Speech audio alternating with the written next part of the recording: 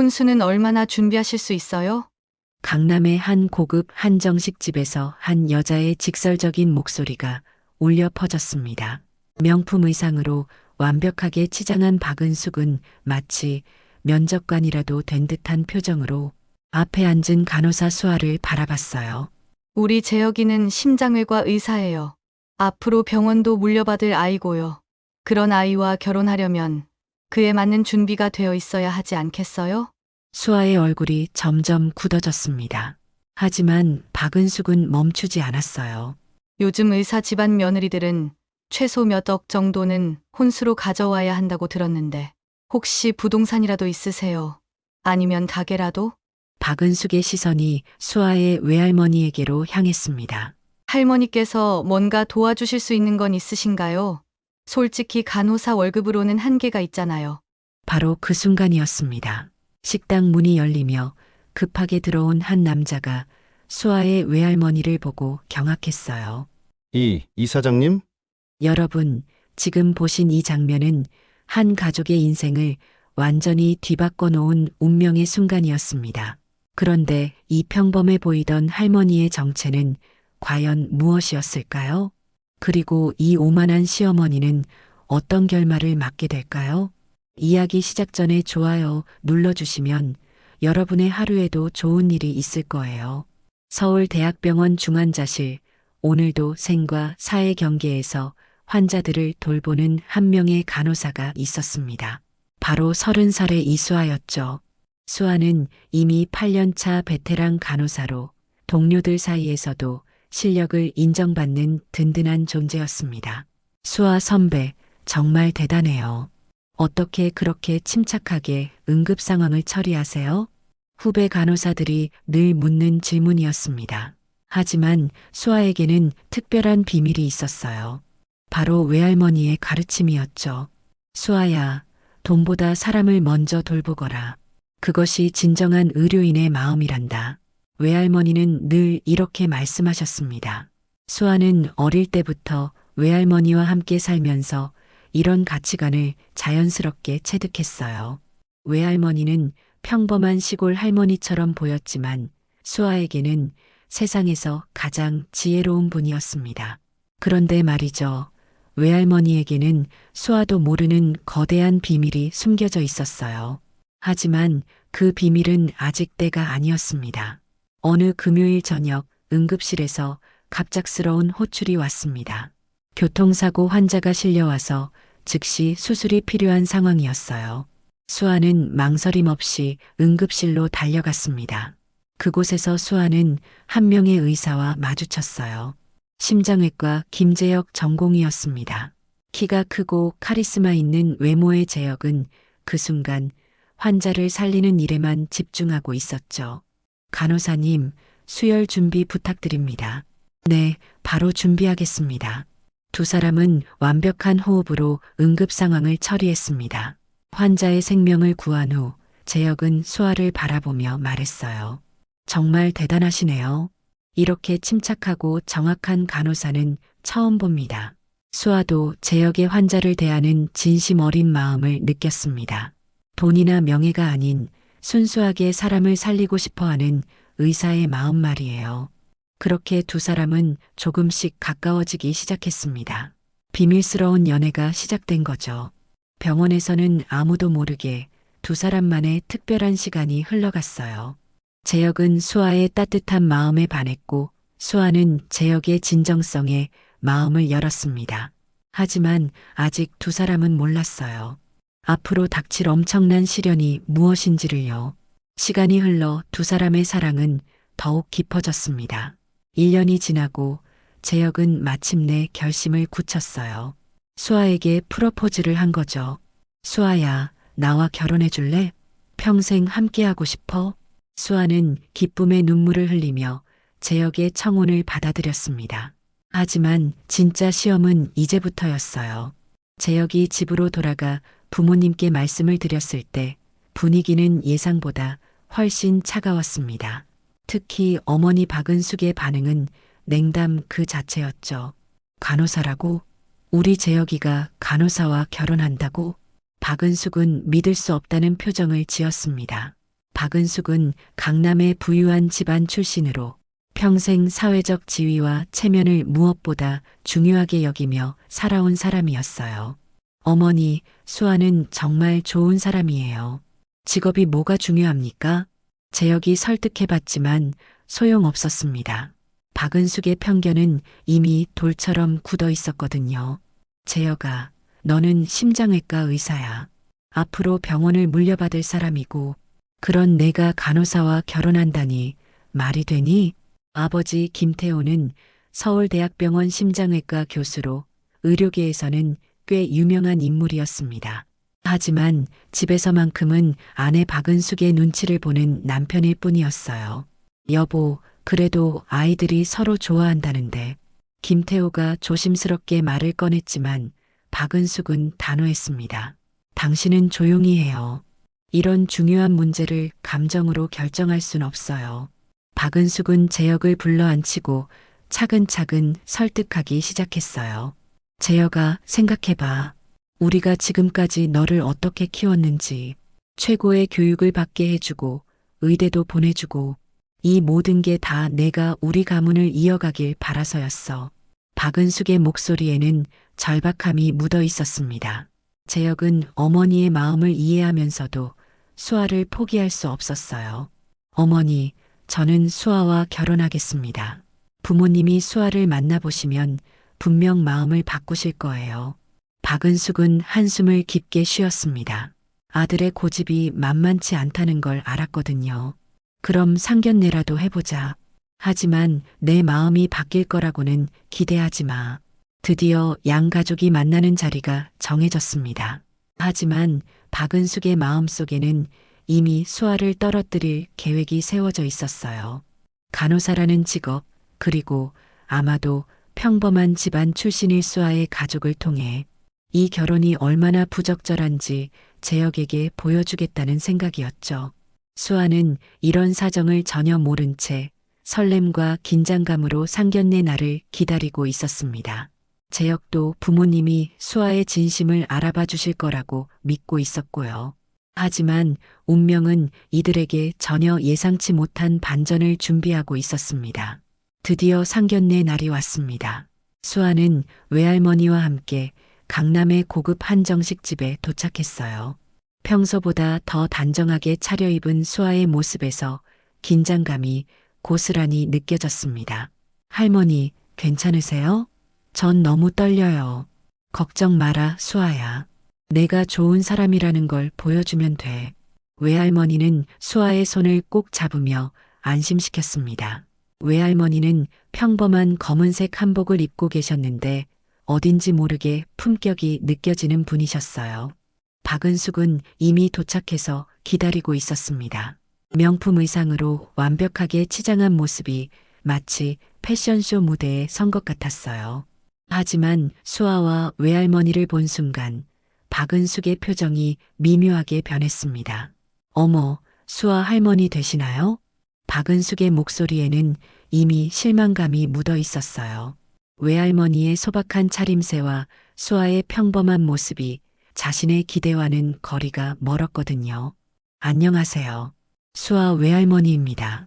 외할머니가 정중하게 인사를 드렸지만 박은숙의 반응은 차갑기만 했습니다. 아, 네.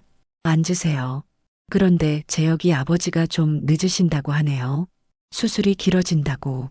박은숙은 일부러 김태호가 수술 중이라는 얘기를 꺼내며 자신의 남편이 얼마나 바쁘고 중요한 사람인지 과시했습니다. 시간이 흘러가면서 박은숙의 본색이 드러나기 시작했어요. 음식을 주문하면서도 계속해서 수아, 가족을 품평하는 듯한 시선을 보냈습니다. 그런데 요즘 간호사 월급이 얼마나 되나요? 솔직히 우리 집 가정부보다 나을까 궁금해서요. 박은숙의 말에 수아는 당황했지만 외할머니는 조용히 미소만 지으셨습니다. 박은숙은 여기서 멈추지 않았어요. 마치 신문기자처럼 외할머니에게 질문을 퍼붓기 시작했습니다. 할머니께서는 어떤 일을 하셨나요? 집은 어디에서 사시나요? 아, 그리고 수아 부모님은 어떤 분들이신지도 궁금하네요. 외할머니는 여전히 침착하게 대답하셨습니다. 저는 오래전부터 의료 관련 일을 해왔습니다. 집은 서울에 있고요. 의료 관련 일이라면 혹시 약국이라도 하세요? 아니면 의료기기 장사? 박은숙의 목소리에는 비꼬는 기색이 역력했습니다. 수아의 얼굴이 점점 붉어졌어요. 재혁은 어머니를 말리려 했지만 박은숙은 멈추지 않았습니다. 솔직히 말씀드리면 우리 재혁이는 앞으로 병원을 물려받을 아이예요. 그런 아이가 간호사와 결혼한다는 게 어떻게 생각하세요? 바로 그때였습니다. 식당 문이 열리며 김태호가 급하게 들어왔어요. 수술복을 벗고 온 김태호는 늦은 것에 대해 사과하려다가 외할머니를 보는 순간 얼굴이 하얗게 질렸습니다. 이 사장님, 김태호의 놀란 목소리가 식당 안에 울려 퍼졌습니다. 순간 모든 것이 멈춘 듯 했어요.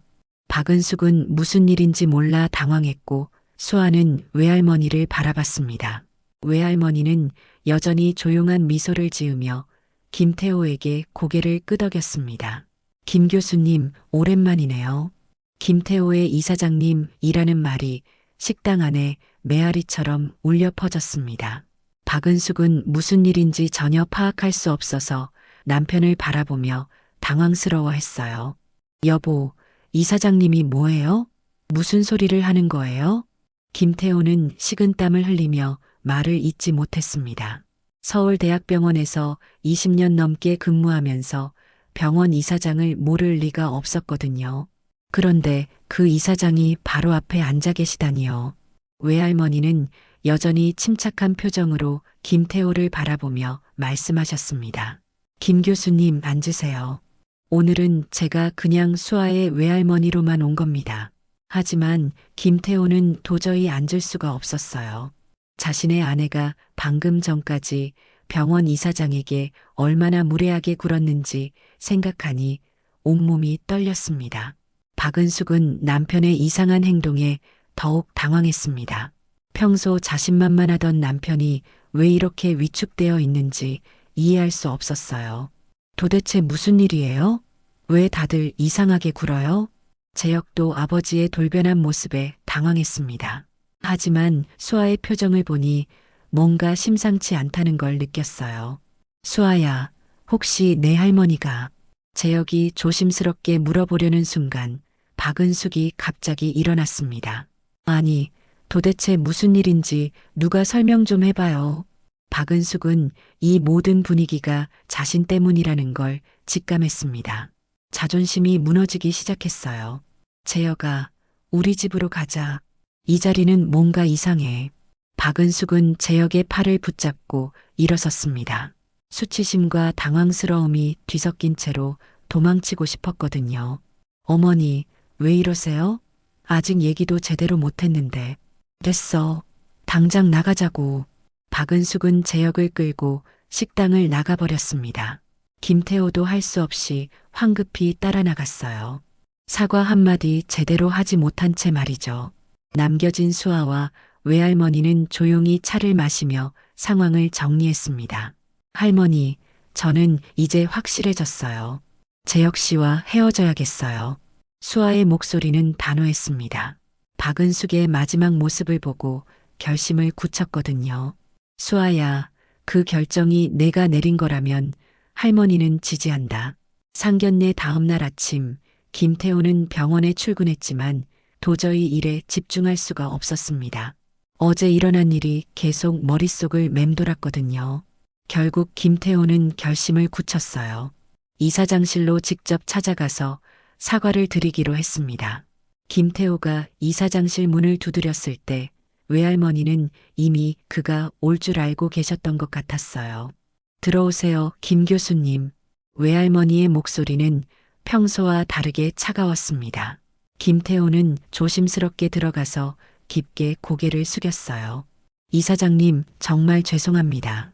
어제 제 아내가 너무 신뢰를 범했습니다. 외할머니는 김태호를 바라보며 조용히 말씀하셨습니다. 김 교수님 앉으세요. 얘기할 게 많습니다. 김태호는 긴장한 채로 의자에 앉았어요. 외할머니의 표정에서 심상치 않은 기운이 느껴졌거든요. 어제 김 교수님 아내분이 제 손녀를 어떻게 대했는지 기억하시죠? 이사장님, 정말 면목 없습니다. 아내가 수아가 간호사라는 이유로. 맞습니다. 김 교수님 아내는 내 손녀를 돈으로 평가했어요. 직업으로 사람의 가치를 매기더군요.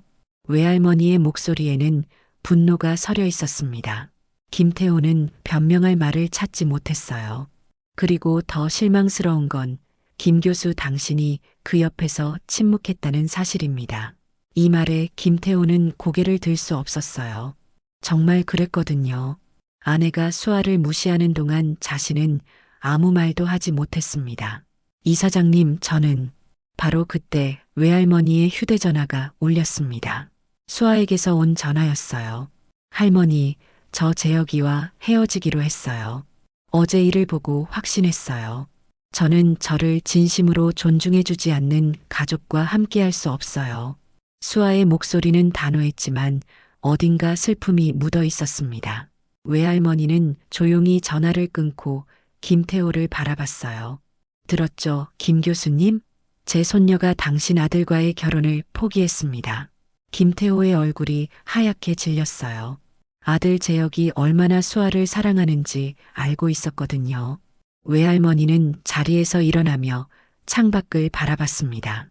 서울대학병원의 전경이 한눈에 내려다 보였어요. 김 교수님, 저는 이 병원을 40년 넘게 지켜왔습니다. 환자를 최우선으로 생각하고 의료진들 간의 상호 존중을 중시해왔죠. 외할머니가 다시 김태호를 바라봤을 때 그 눈빛에는 결연한 의지가 담겨 있었어요. 하지만 당신과 당신의 아내는 그런 가치들을 무시했습니다. 간호사를 무시하고 사람을 직업으로 판단하는 편견을 보였어요. 김태호는 절망적인 마음으로 고개를 숙였습니다. 이사장의 다음 말이 무엇일지 이미 짐작하고 있었거든요. 결혼은 이제 없던 일로 하겠습니다. 그리고 김 교수님, 당신은 병원 교수직에서 물러나야 할 겁니다. 외할머니의 선언에 김태호는 믿을 수 없다는 표정을 지었어요. 이사장님, 그건 너무... 김 교수님, 이건 제 개인적인 감정이 아닙니다. 병원의 가치와 원칙에 관한 문제예요. 당신이 보여준 모습은 우리 병원이 추구하는 가치와 맞지 않습니다. 외할머니는 마지막으로 말씀하셨습니다. 며칠 안에 정식 절차를 밟겠습니다. 준비하세요.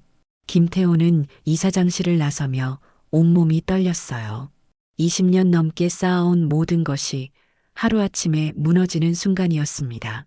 김태호는 무거운 발걸음으로 집에 도착했습니다. 이사장실에서 들은 충격적인 선언이 아직도 귓가에 맴돌았어요. 20년 넘게 쌓아온 모든 것이 하루아침에 무너질 거라는 현실을 받아들이기가 쉽지 않았습니다. 박은숙은 거실에서 남편을 기다리고 있었어요. 어제 상견례 이후로 계속 불안했거든요. 여보, 왔어요? 무슨 일 있어요? 평소와 다른 김태호의 침울한 표정을 본 박은숙은 이상함을 느꼈습니다. 김태호는 소파에 털썩 앉으며 한숨을 깊게 쉬었어요. 어떻게 시작해야 할지 막막했습니다. 여보, 앉아. 중요한 얘기가 있어. 박은숙의 가슴이 두근거리기 시작했어요. 남편의 목소리에서 심상치 않은 기운이 느껴졌거든요.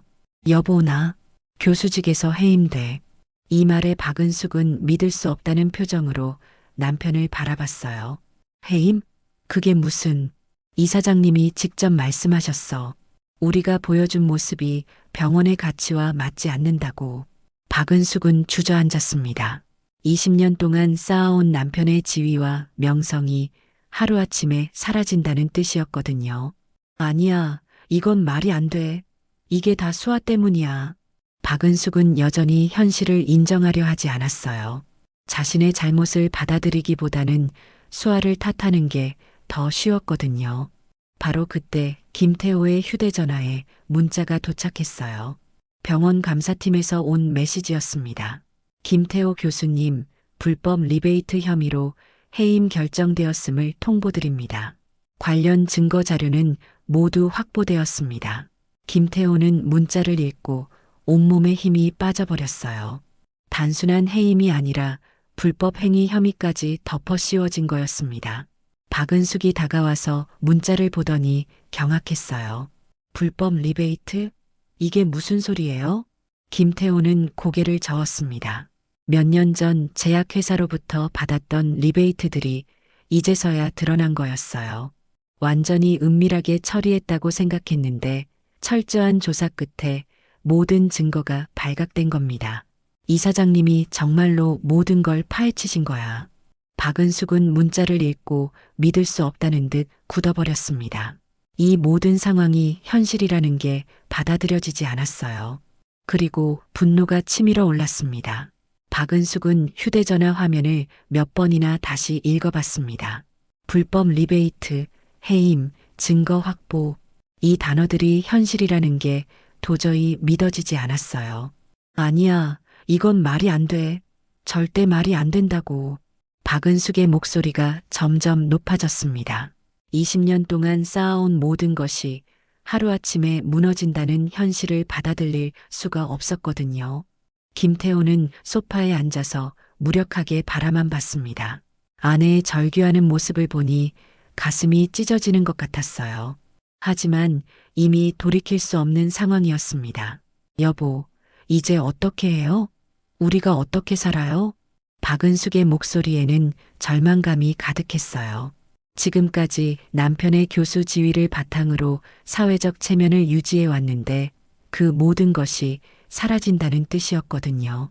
강남 아파트도 생활비도 모든 게 남편 월급으로 유지되는 건데 박은숙은 현실적인 문제들이 머릿속에 스쳐지자 더욱 절망스러워했습니다. 지금까지 누려왔던 풍족한 생활이 모두 무너지는 거였어요. 갑자기 박은숙은 발작적으로 소리쳤습니다. 이게 다 수아 때문이야. 집안에 여자 하나가 잘못 들어와서. 김태호가 고개를 들었어요. 아내가 여전히 현실을 인정하지 않으려 한다는 걸 알았습니다. 은수가, 이건 수아 잘못이 아니야. 우리가. 아니야. 분명히 그 수아가 처음부터 계획한 거야. 우리 집안을 망치려고 작정하고 접근한 거라고. 박은숙은 자신의 잘못을 받아들이기보다는 수아에게 모든 책임을 전가했어요. 자신이 어제 보여준 오만하고 무례한 모습은 전혀 돌아보지 않았습니다. 그 할머니도 마찬가지야. 처음부터 우리를 시험한 거야. 평범한 할머니인 척하면서. 박은숙의 분노는 점점 더 커져갔어요. 자신들이 당한 일이 억울하다고 생각했거든요. 김태호는 아내의 모습을 보며 한숨을 쉬었습니다. 이 상황에서도 아내는 자신의 잘못을 인정하지 않으려 했어요. 여보, 우리가 수아랑 할머니를 어떻게 대했는지 생각해봐. 간호사라는 이유로 무시하고. 무시한 게 아니야. 나는 그냥 현실적으로 말한 것뿐이야. 박은숙은 여전히 자신의 행동이 정당했다고 믿고 있었어요. 사람을 직업으로 평가하고 외모로 판단했던 자신의 모습을 돌아보지 않았습니다. 박은숙은 계속해서 수아를 원망했습니다. 자신의 오만함이 이 모든 결과를 초래했다는 사실은 끝까지 받아들이지 않았어요. 거실에는 박은숙의 절규 소리만 울려 퍼졌습니다. 하지만 그 누구도 그녀의 말에 동조하지 않았어요. 진실은 명확했거든요. 자신들의 편견과 오만함이 이 모든 비극을 불러온 것이었습니다. 그날 밤 박은숙은 잠들지 못했어요. 하지만 여전히 자신의 잘못보다는 수아를 원망하는 마음이 더 컸습니다. 진정한 반성은 아직도 멀었어요. 며칠 후 재혁은 수아를 찾아왔습니다. 병원 중환자실 앞에서 수아가 퇴근하기를 기다리고 있었어요. 재혁의 얼굴에는 지난 며칠간의 고뇌가 그대로 드러나 있었습니다. 수아야, 잠깐만 시간을 내줄 수 있을까? 수아는 재혁을 보며 조용히 고개를 끄덕였어요. 하지만 이미 마음의 결정은 내린 상태였습니다. 근처 카페에 앉은 재혁은 한참 동안 말을 잇지 못했습니다. 어떤 말로 시작해야 할지, 어떻게 사과해야 할지 막막했거든요. 수아야, 정말 미안해. 내가 너무 나약했어. 재혁의 목소리에는 진심 어린 후회가 담겨 있었어요. 부모님의 편견 앞에서 수아를 제대로 지켜주지 못한 자신이 한없이 부끄러웠습니다. 어머니가 너무 심하게 말씀하셨는데 나는 그냥 가만히 있기만 했어. 내가 더 확실하게 내 편이 되어줬어야 했는데. 수아는 재혁의 말을 조용히 들었습니다. 재혁의 마음은 충분히 이해했어요. 하지만 이미 선을 넘은 일들이 너무 많았습니다. 재혁 씨의 마음은 알겠어요. 하지만 저는 이미 결정했어요. 수아의 목소리는 단호했지만 따뜻했습니다. 재혁에 대한 원망은 없었지만 미래에 대한 확신도 없었어요. 저는 저를 진심으로 존중해주지 않는 가족과 엮이고 싶지 않아요. 결혼은 두 사람만의 문제가 아니잖아요. 재혁은 수아의 말에 반박할 수 없었습니다. 정말 그랬거든요. 어머니 박은숙은 끝까지 수아를 인정하려 하지 않았고 심지어 모든 책임을 수아에게 돌리고 있었어요. 수아야, 그럼 우리는 재혁 씨도 새로운 시작을 하세요. 저도 그럴 거예요. 수아는 재혁의 손을 잠깐 잡고는 놓았습니다.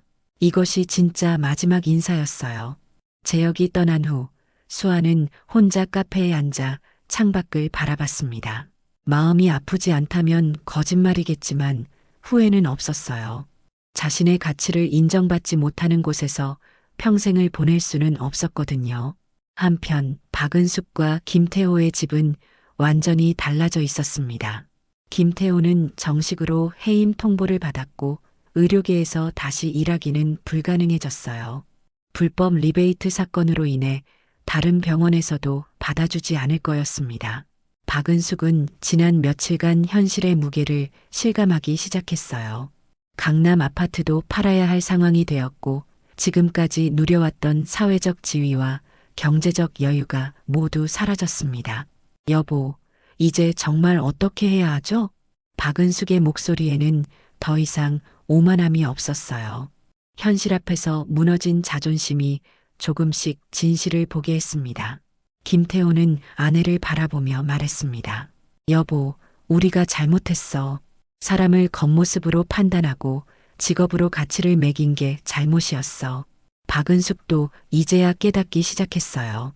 자신의 편견과 오만함이 얼마나 큰 실수였는지를요. 수아는 계속해서 병원에서 일했습니다. 외할머니의 정체가 알려진 후에도 변하지 않았어요. 여전히 환자들을 최우선으로 생각하며 간호사라는 직업에 자부심을 느꼈습니다.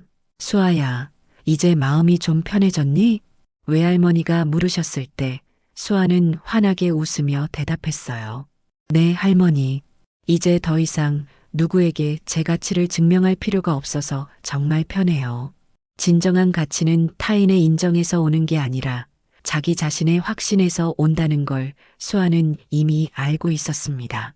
그리고 그런 수아의 모습을 보며 외할머니도 흐뭇하게 미소 지으셨어요. 결국 오만함과 편견은 스스로를 무너뜨리고 진정성과 겸손함은 더 큰 가치를 만들어낸다는 것이 이 이야기의 교훈이었습니다.